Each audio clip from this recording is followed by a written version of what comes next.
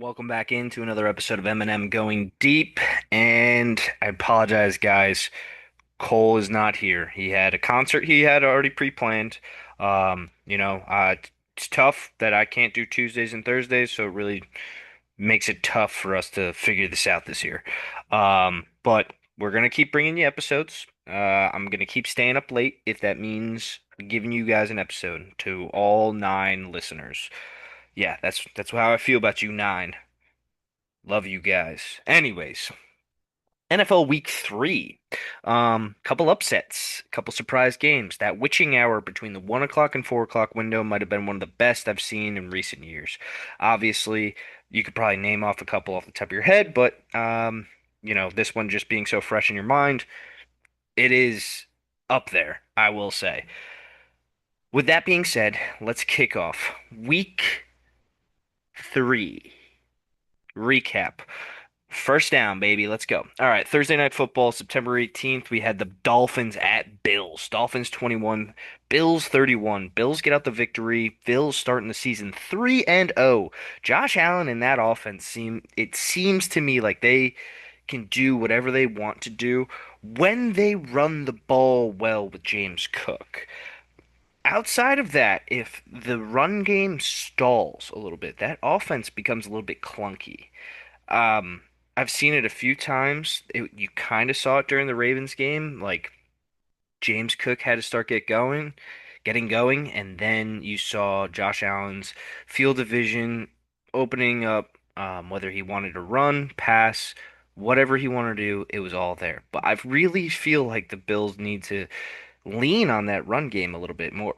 They have a great offensive line, and if that means Cook is going to have to come out some plays and Ray Davis is going to have to sub in, fine. But James Cook should be handling the bulk majority of those carries and the bulk majority of the running back receptions. He is that good. He is like a top five running back right now. Bills look really good. 3-0. They have a really easy schedule. It wouldn't surprise me if we see them undefeated playing the Chiefs in week, I think it's 8. Um, But on the other side of the coin, we got the Dolphins. Dolphins started the season 0-3. They put up a pretty good fight in this one, and it was a surprise to see, but they're just missing something. Whether it be coaching or the players just not playing with all their heart or might, whatever it is, there's just something missing in that locker room right now. And does it warrant a change? Potentially. Mike McDaniel is probably the most talked about head coach of losing his job this year already. Maybe the only other one I can think of is Brian Callahan. Does this mean this is the end for Tua? Maybe. We've seen a lot of good come from Tua, and we've seen a lot of bad come from Tua. It's just I think he has to be in the right situation, like a great situation in order for him to be successful. Like if you look back at those Alabama years, he was surrounded by all-star talent. Also, there's something to be said that maybe he just isn't the same since, the hip injury and the shoulder injury and the concussions. Tyreek Hill's aging, and if anybody ever realized, oh, when you start getting older, you're not as fast. Hmm. Just something to be warned of. Jalen Waddle's still pretty good. They didn't get him involved in this game until pretty late, which is unfortunate because I think he's a very good player. Anyways, we'll go on to the next game, and the next game is the Packers at Browns. Browns 13, Packers 10. I am so angry that my Packer co-host is not here to speak it from his end. And I mean, like I'm gonna talk a little shit, but it's okay. Um, Anyways, this game, one, the Browns defense is a formidable foe, and any offense could potentially be stalled by how well they all play together. That defensive line, the stunts that they're running this year, the way they're hitting gaps in order to open up for each other, they're just feasting like crows on a carcass in the road. Oh my God, it's something beautiful to see. We do have talent in the back end with Grant Delpit, Denzel Ward. Greg Newsome's having a great year. And then one of the most intriguing players to me is is Carson Schlesinger, the rookie out of UCLA. Holy moly, can this kid ball? Flows sideline to sideline, hits his blitzes like he lit Jordan Love up in this game and blew his day up. Um, on the flip side of this, the Packers. A lot of Packers fans are talking a lot of shit about their team right now, and I just think that they ran into a really good defense that really threw off their offense. The Browns shut down Josh Jacobs, their running game was just not part of this. So they had to lean on Jordan Love to throw a lot of this. This is also the first game without Jaden Reed. They still don't have Christian Watson. So there's an element to he's not comfortable with some of these wide receivers like Matthew Golden, Dontavian Wicks, and Romeo Doubs are all still there. Dobbs and Wicks, obviously, he has rapport with, but sometimes you need, I don't know, like something else. Tucker Kraft was injured going into this game, so I don't know how healthy is what he was. I don't know if he was on a snap count or something, but I think it also stemmed from the Packers had three offensive linemen, I believe, that had two of which got hurt during this game, and one didn't play at all. So they had three backup offensive linemen, and obviously you're not gonna be as productive without your starters in going against a good D line in the Browns. Matthew Golden kind of had a breakout in this game. I would say he did catch one ball that I was really confused how he fell out of bounds. There wasn't a Brown probably within 10 yards of him. It was the Packers were backed up in their own end. Jordan Love throws a shot down the right sideline, and I think just the ball, like him catching it, just carried his momentum out of bounds. But if he just, takes a second, maybe tries to rebalance, he could have broken that for it would have been like a 99, 99, 98 yard touchdown. Other side of this on the Browns offense, Joe Flacco just looks really timid to me, almost to the point where it's like he's afraid to throw the interceptions and th afraid to just kind of air it out because the leash is probably very short with him. Let's be honest. Like the Browns spent two draft picks on quarterbacks, Dillon Gabriel, Shadur Sanders. They have said that they want to take some time this year in order to give these rookies some experience. But the more Flacco wins, the less time there's going to be to give that experience to these rookies. And I don't really think you're going to see Shadur at all for the Browns this year. I really don't. I think they're really high on Gabriel. And from what you saw in the preseason, Gabriel looks like he's a little bit more ahead from Shadur, even though he's like 6 inches shorter. Um, so I don't really know how the Browns are going to handle this season. It just is encouraging to see a win against a very formidable team in the Packers, who going into this game were probably Super Bowl favorites in the entire league.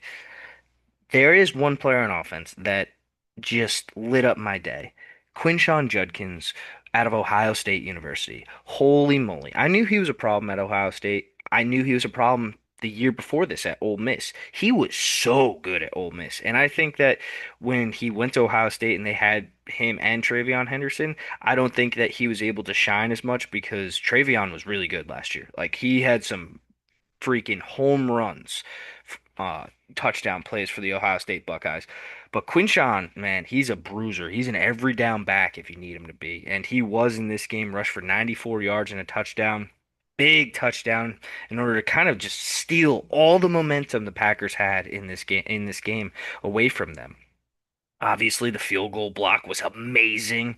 Shelby Harris and Denzel Ward just get your hands up. Oh, and then Flacco leads them down on a game-winning field goal. So majestic. We're gonna introduce a new segment to this show this week, and it's Hold Up, Damn. Let me talk a little bit of shit. Dear Packer fans, and I'm not talking about my co-host here because he was a very, very like good loser. He texted me, "Great win. That was an awesome game." I could tell he was down. but he was really nice, like talking up the Browns. Was really high on Judkins after what he saw, and like he was even gassing up the Browns defense as well. But damn, let me talk some shit to Packer fans. Hey, motherfuckers, no, the Browns are not pumping in artificial sound in order to throw your offensive play calling off and causing false starts. That sound you hear when you're out of Browns game or even watching a Browns game when they're home is paneling on the walls in the stadium that fans hit, and they are very good at getting it in sync and being like dun dun dun dun dun dun dun dun dun. They're very good at it, and like if you've never seen a Browns game, it happens every week. The other thing, if you think that that is bad and like bad noise that you have to deal with during a regular season game, what the fuck are you gonna do during the playoffs, dude? Those games are way louder. Like, no wonder you guys lost in Philly last year. Of course, that's a hostile environment that you're going into in the link. Oh my God. Hey, and another thing, you guys didn't hand us the fucking game. If you missed the field goal, I would say, yeah, the Packers handed us the game. No, we fucking balled the fuck out and we blocked the goddamn kick and drove down the field and kicked our own field goal to win the game and steal it from you idiots. No, and the throw that Jordan Love had that got picked off, it wasn't a terrible throw by Love. He got baited by Grant Delpit, who was going with Tucker Kraft over the middle, shied away from him, came back to the outside route, and jumped it. And Jordan Love even tried to hesitate, and Grant Delpit still jumped it and picked it off. The Browns beat you. Just accept it. Like, I don't care that for 56 minutes of this game, you guys were winning and in full control. That last 4 fucking minutes, we turned the whole fucking shit upside down on your goddamn guy's head, and you couldn't figure it the fuck out. Also, Jordan Love led a pretty good drive down the field in order to put you guys into field goal range, by the way. That was just the Browns executing on special teams in order to block that kick. God damn. And another thing. God, let me talk my shit. Bengals fans, shut the fucking goddamn shit up. You haven't done shit in fucking 3 years. You fucking went to the playoffs 3 years ago, lost to Kansas City, and since then, Joe Burrow's been hurt. Joe Burrow had a great season last year. You didn't make it to the fucking playoffs, and boom, this year, Joe Burrow's hurt again. You really think Jake Browning is that good after what we fucking saw this week against the Minnesota fucking Vikings? Y'all got fucking stomped on, and you were lucky in fucking week 1 to pull out a fucking win. You didn't deserve that fucking game. You had 7 fucking yards in the second half. You fucking suck. That's the end of damn. Let me talk some shit. All right, let me go into the next game. Colts at Titans. Colts 41, Titans 20. Daniel Indiana Jones is on a tear, guys. 228 yards passing in this one, another touchdown. But I think the real story here is Jonathan Taylor. Jonathan Taylor's putting the Indianapolis Colts on his back with Indiana Jones at his side. Jonathan Taylor is having a phenomenal year this year. It is a contract year for him. I mentioned that in our first episode. 102 yards, 3 touchdowns in this one. Michael Pittman, 73 yards and a touchdown. And the Titans don't look good. They got fucking smacked. And part of this one is, yeah, it might be time to move on from Brian Callahan, find a better coach that fits Cam Ward. And if that happens, I would love it if Bill Callahan came back to the Browns and coached our offensive line. I've missed that man so much. Colts moved to 3-0, Titans 0-3. Oh, look at the next game. Bengals at Vikings. Bengals 10, Vikings 48. Guess who was quarterbacking for the Vikings? Carson fucking Wentz. Your defense lit up 173 yards and 2 touchdowns to Carson fucking Wentz. Oh, it's Kevin O'Connell. Nah, shut the fuck up. That's Carson Wentz right there. Like, hasn't done anything in years, almost since you guys went to a Super Bowl. Jamar Chase, I think he got peppered and, like, had a bunch of receptions. Jake Browning looked terrible in my opinion. There were a lot of turnovers in this game from the Bengals side, exactly how you might think. So they don't have their star quarterback. And also the Vikings defense is legit. Brian Flores has been with that unit for years now, and he's got them humming. Vikings are a formidable foe.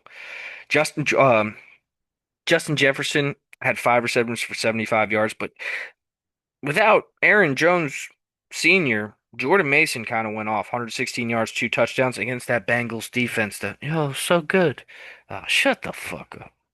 Next game, Steelers at Patriots. Steelers 21, Patriots 14. Steelers, that offense looked so bad outside of these touchdown drives, which is only 3 of them. And the Patriots turned the ball over, I think, 5 times to the Steelers. Like, you guys got to put up some points when the ball gets turned over. And, like, that was an Aaron Rodgers specialty when he was back in Green Bay. Ball got turned over, he's putting points on the board. That is not Steeler football. Steeler football is fucking force the turnovers, flip this on their head. Patriots don't look good. 1-2. Drake May looked like he got concussed in this game, but kept playing. He immediately threw an interception right after he got hit in the head. Very interesting. Steelers to 2-1. We'll see how they do this week. We'll talk about it later. Rams at Eagles. This is where the fun kind of happened. It was Browns, Packers, Rams, Eagles, Jets, Bucks. This is where the fun happened in the 1 o'clock games. Rams 26, Eagles 33. Rams were killing the Eagles. They were up 19-7 at half. They scored a touchdown right outside of the after the second half started. They had a sack fumble. They hit Jalen Hurts hard. They were up 26-7, and then all of a sudden, Jalen Hurts started creeping back up with A.J. Brown and Dallas Goedert and Devontae Smith.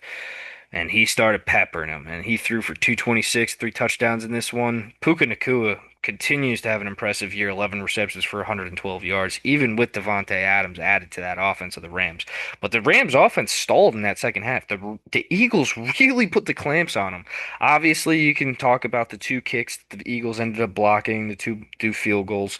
But I think that was more so on an indictment on the first half. They kicked field goals in the first half, and I believe what I saw there is that they saw that Cardi, when he's at a longer field goal distance, he tries to kick it at a lower trajectory in order for get the ball to get there.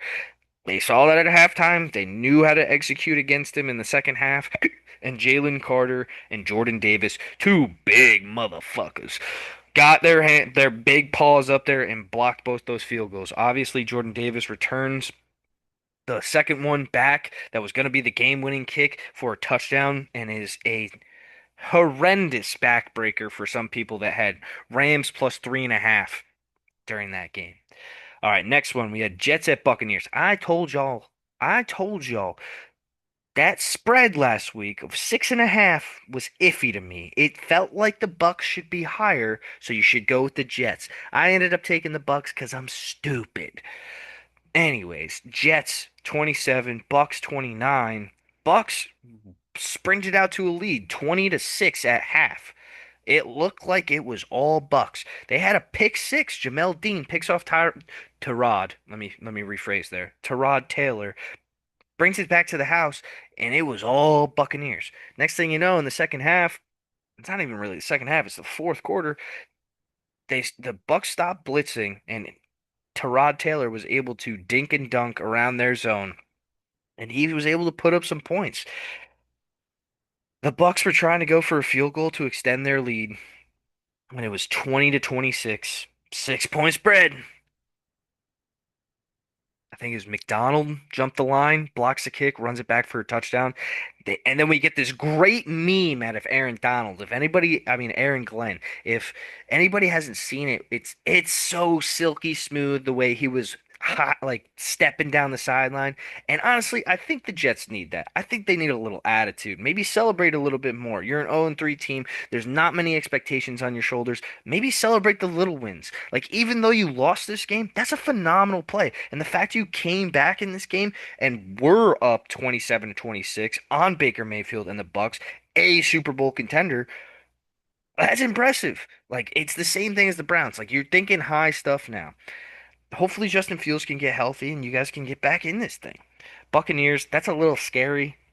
Baker has led three game-winning drives on the first 3 weeks. I think he's like the first quarterback to do that in this era or whatever.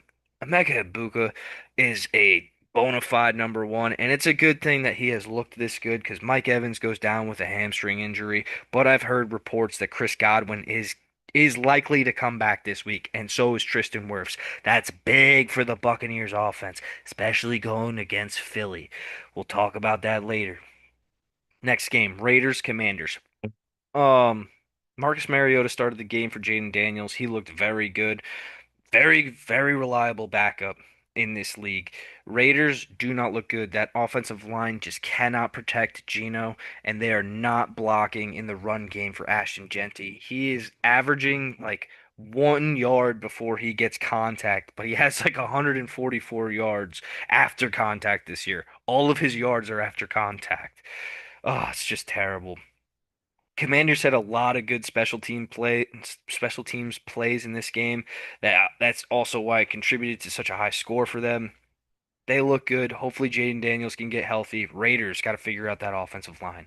Next game we got Falcons at Panthers. I didn't expect this to be this big of a blowout. Panthers 30, Falcons 0. Michael Penix looked really bad. He wasn't seeing the field as we probably thought he would be able to when he came out in Washington. And then also he sat behind Kirk Cousins most of the year last year.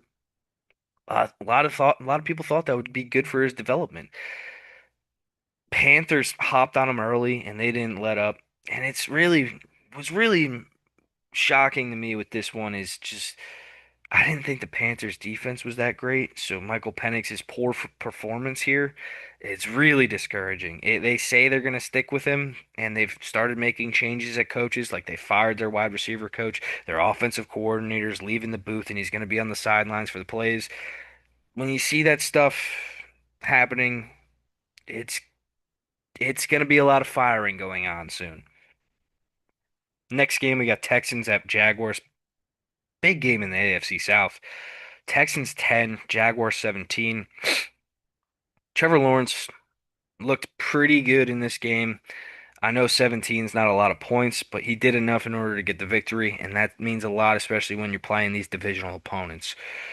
The Texans look really bad, and so does CJ Stroud. He's not getting protected. I don't think he's reading the field well. And we kind of saw this last year, and like everybody's like, "Oh, should we start a conversation about CJ Stroud?" Ah, guys, you're a little late. I started this conversation last year. Check the tapes. Jaguars looking pretty good right now, sitting at 2-1. We'll see as the season progresses. Time for the 4 o'clock games. Broncos at Chargers. This was a fun one. Broncos 20, Chargers 23. Justin Herbert leads a great comeback for the Chargers, who hopped out to an early lead. Then all of a sudden, Cortland Sutton's wide open in the middle of the field just before the end of half, makes it 10-7 going into half. Broncos get the ball back at the start of the second half, score a touchdown immediately. Boom, it's 14-10.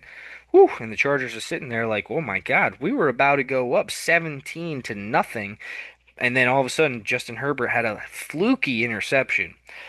Everybody stayed calm. They stayed calm, committed to Omarion Hampton, got him really involved on the offense after unfortunately Najee Harris goes down with an Achilles injury.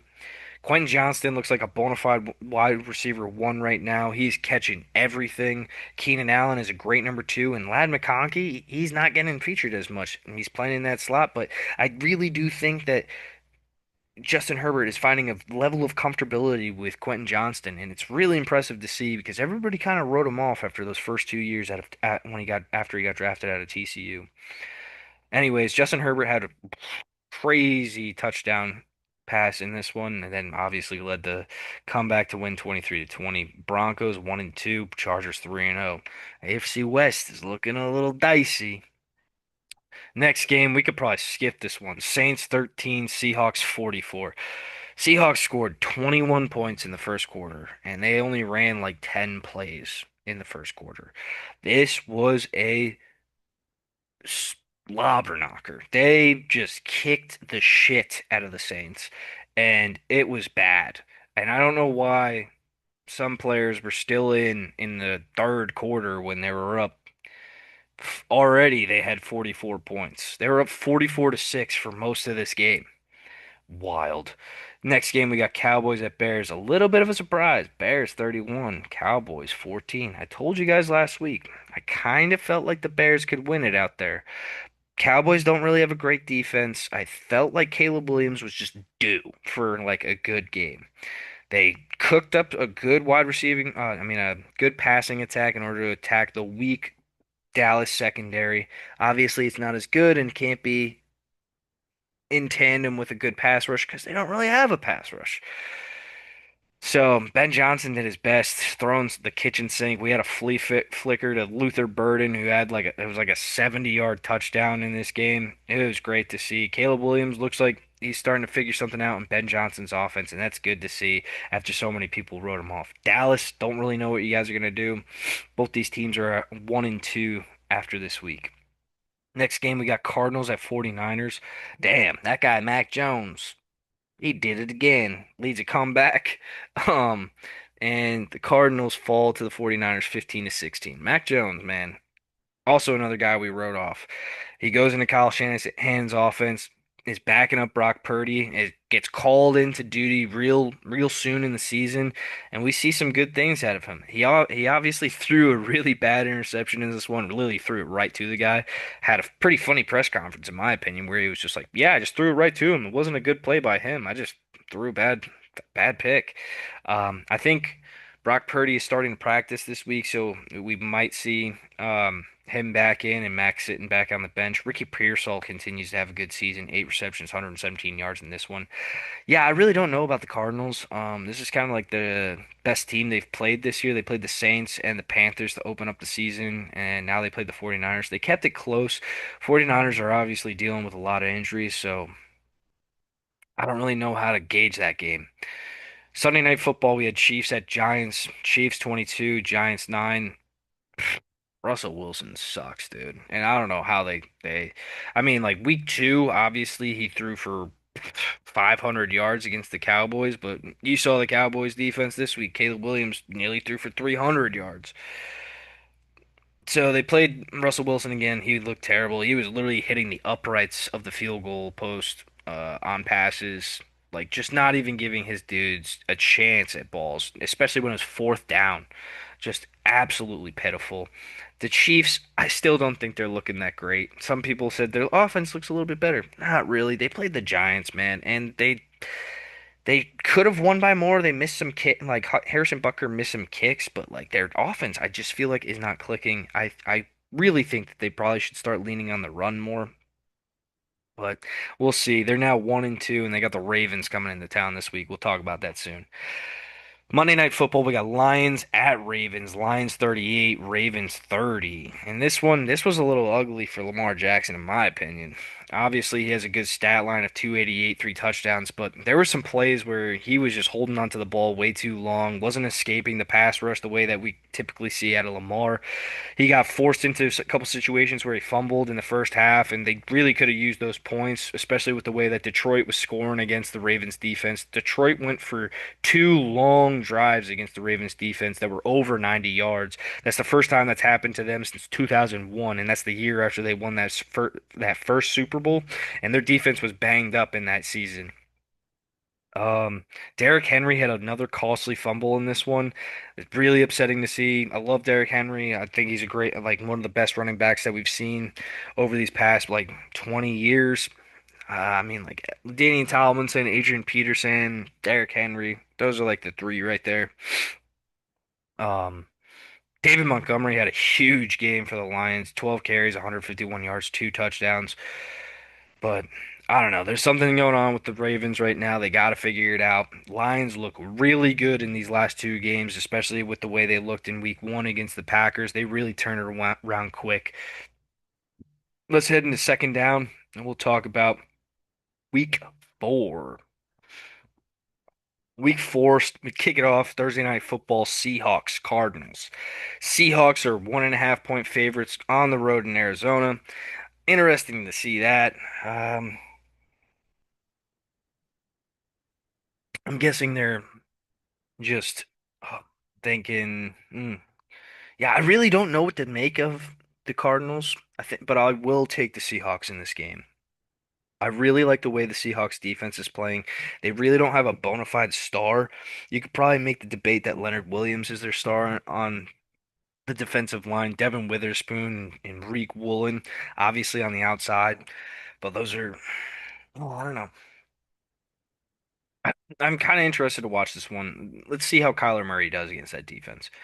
Then Sunday, 9:30 kickoff for all you people. 9:30 a.m. We got Vikings at Steelers technically, but it's in Dublin, Ireland. Minnesota is 2.5 point favorites, even though we're in Dublin. Ticket to get in this game is $799. That's wild to me. Um, Very interested to see this one. Vikings defense looks really good. Interested to see Carson Wentz in probably a little bit better competition than the Cincinnati Bungles, but Steelers always have something up their sleeve. I'm gonna take the Vikings though. My boy Kev. All right, 1 o'clock games on Sunday. Commanders at Falcons. Washington only 1.5 point favorites going into Atlanta. That's really surprising to me, especially with how poorly Atlanta played last week and looked. I know Michael Penix is going to be starting. I think that 1.5 line is probably more so question mark around Jaden Daniels playing. With that being said, though, Marcus Mariota, like I said before, is a very good backup quarterback, knows how to run Cliff Kingsbury's offense, and is almost like a clone of Jaden Daniels, just a little bit older, probably doesn't have a lot of the speed cuts that he can do. Hmm. I'm still gonna take the Commanders. I think that's a trap though.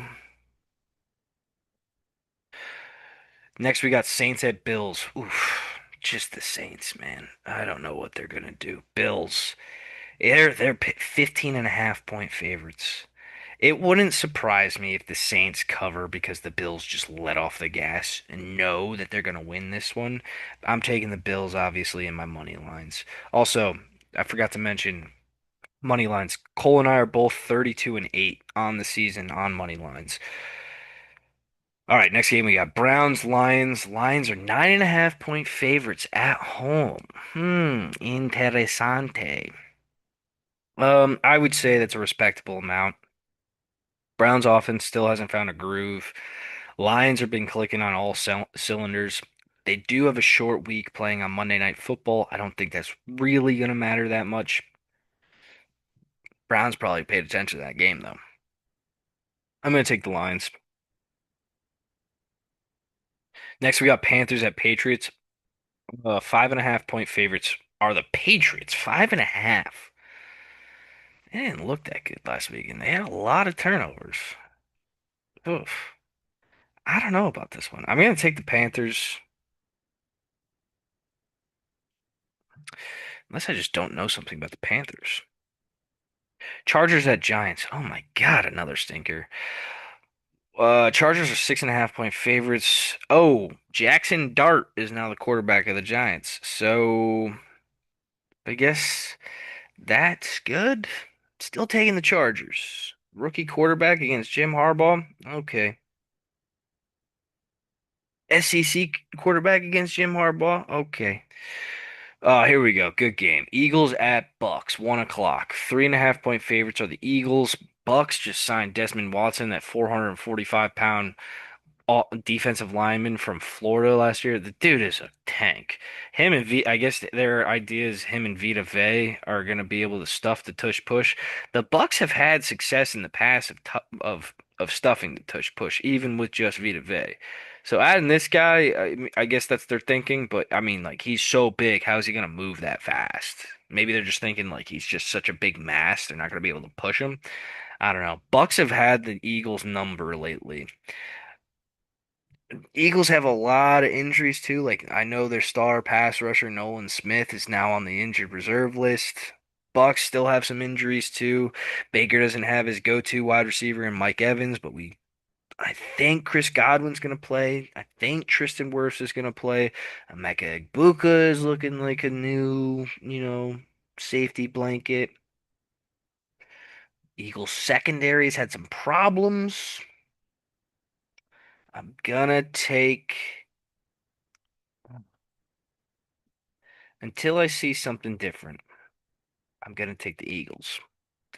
It sounded like I was taking the Bucks there, right? All right, next game we have Titans Texans. I'm not gonna pay attention to this one at all. Somehow though, the Texans are 7.5 point favorites.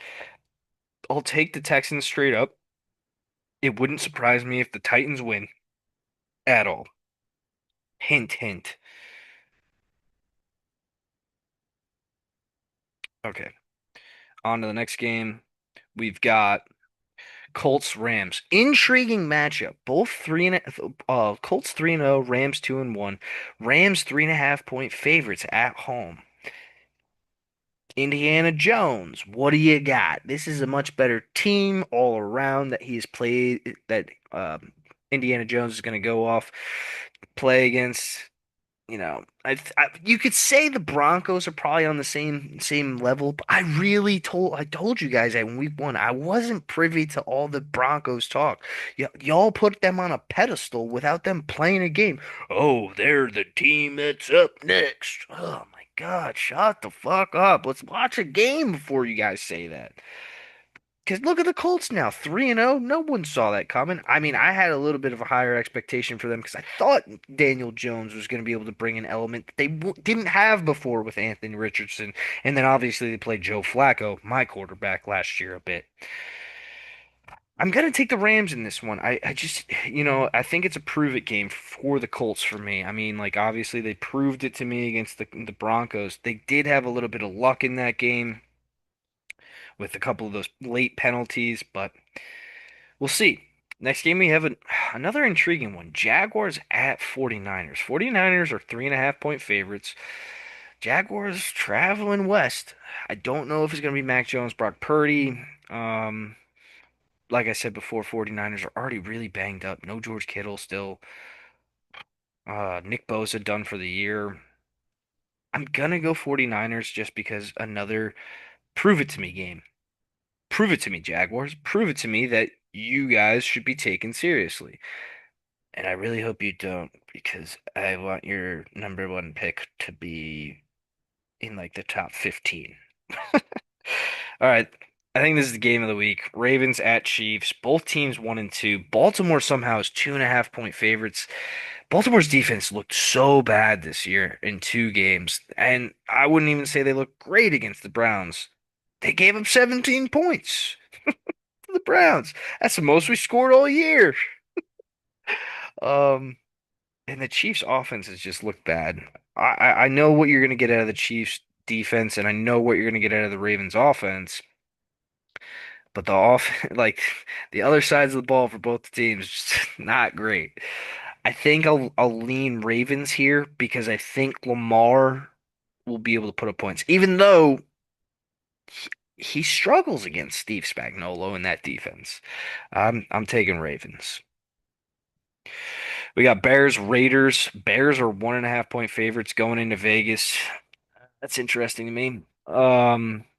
I know the Bears defense ain't great, so I don't think the pass rush is going to be as great against Geno this week as it was last week against the Commanders. But who knows? It could be something different.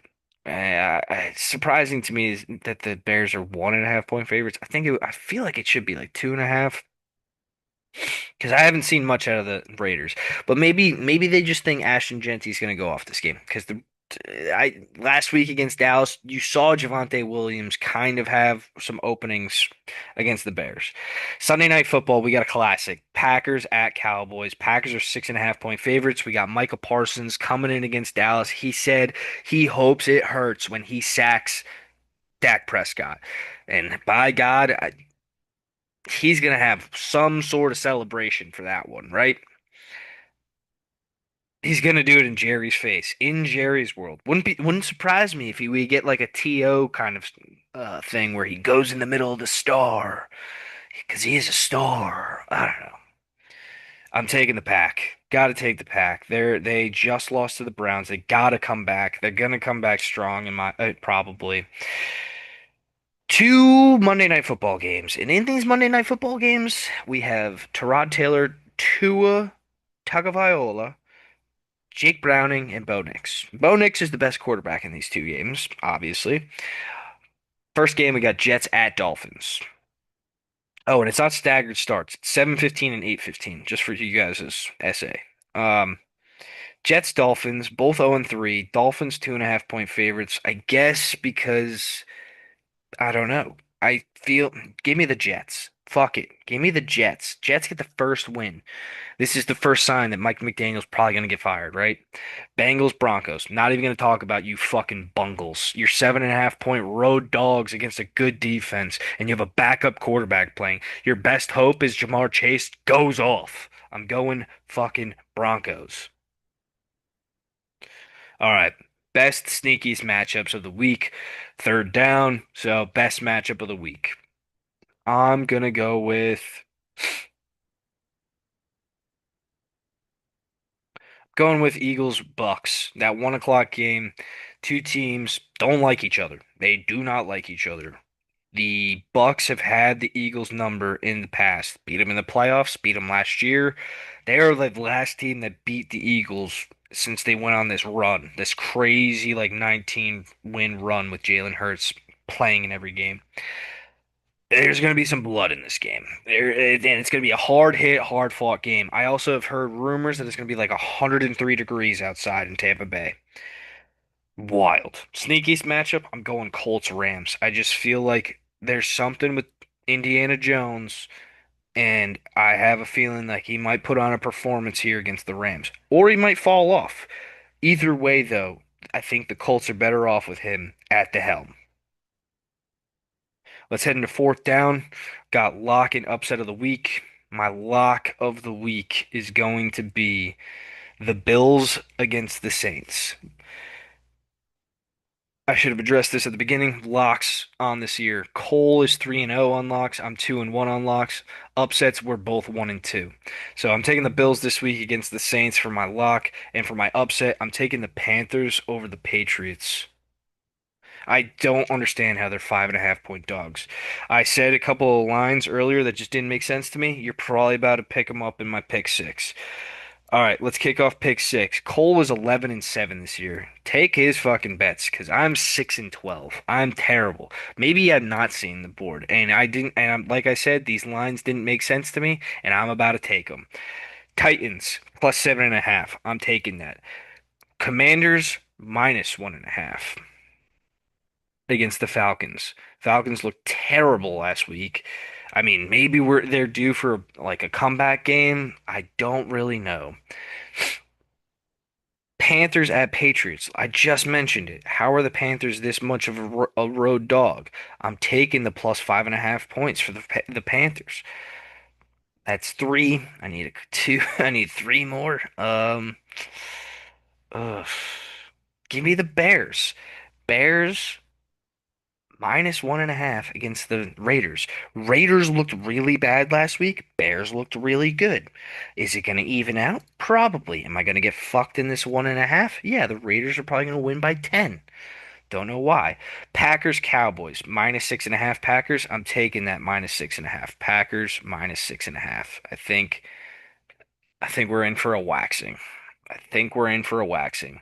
And lastly, I'm in between on this one, but I think I'm going to take Jets plus 2.5 against Miami. I think that the Jets might win this game outright. I think Aaron Glenn's got something cooking, and there's something in the kitchen to be made. We've had a lot of fun this year. This year's going by quick. We're already in week 4. Things are heating up. Um, People have liked me doing this, so I will keep doing it. But let's head into some college football talk. All right, for for the noon games, we got the big one is USC Illinois. USC just moved up to 21. Illinois just got fucking shit canned against Indiana. They're down to 23. That's the big game at noon. Notre Dame also plays at noon. Keep an eye on that one, number 22. They're playing against Arkansas. Arkansas did throw the kitchen sink at Ole Miss a couple weeks ago and took them all 60 and for Ole Miss to win that game. The 3:30 window, we've got Ohio State, number one team in the country, at Washington. Some people are like, ugh, it could be difficult. I watched Washington last week against Wazoo. How about Washington? Big one in the 3:30 window is number 4 LSU at number 13 Ole Miss. Big game. LSU's defense is legit, but their offense has looked bad at some points this year. Can't really run the ball. Garrett Nussmeier has made some pretty bad decisions, throwing the ball. Ole Miss could take LSU if they just catch him in a slip-up opportunity. Another good one, we've got Auburn at number 9, Texas A&M. Obviously, last week Auburn loses to Oklahoma. They fall out of the top 25. I still think they're a pretty good team. Keep an eye on that one in College Station. Let's keep going. Sorry, my mouse isn't working. Okay, 7 o'clock games. We got two big ones. We got two big ones. We've got Oregon, number 6, at number 3, Penn State. The Ducks are going into Beaver Stadium, and it's a whiteout, folks. They're going to be playing Mo Bamba. They're going to be jumping. It's going to be loud. Can the Ducks shut them up?